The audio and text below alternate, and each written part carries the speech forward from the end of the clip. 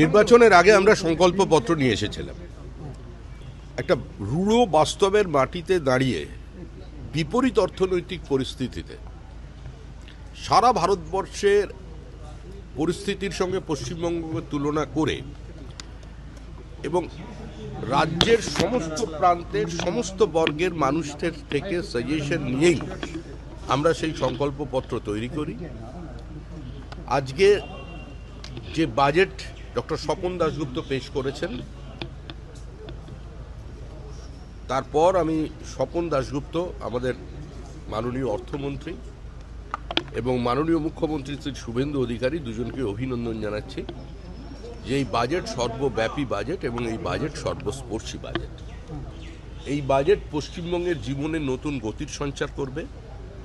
এই বাজেট মহিলাদের শুধু সুরক্ষিত করবে না, আত্মনির্ভর করতে সাহায্য করবে। আর এখনো চলার পথ অনেক বাকি। সবেমাত্র সরকার আমরা গঠন করতে পেরেছি। পশ্চিমবঙ্গের অর্থনৈতিক অবস্থা কোথায় ছিল এবং নতুন নতুন যে সমস্ত তথ্য বেরিয়ে আসছে তা থেকে এই সময় দাঁড়িয়ে সরকার যতটা করার ততটা করবার চেষ্টা করেছেন। এবং সর্বোপরি যে বিষয়টা অত্যন্ত গুরুত্বপূর্ণ, যে একটি যুক্তরাষ্ট্রীয় ব্যবস্থার মধ্যে যদি রাজ্য কেন্দ্র সংঘাত থাকে সেখানে উন্নয়ন ব্যাহত হয়ে যায়। অন্তত পশ্চিমবঙ্গের ক্ষেত্রে সেটা হবে না। কৃষক থেকে শুরু করে পরিবহন এবং সাংবাদিকদের থেকে শুরু করে বিভিন্ন ছাত্রছাত্রী সমস্ত মানুষের কথা, গৃহহীন মানুষের কথা মাথায় রেখে বাজেট তৈরি হয়েছে।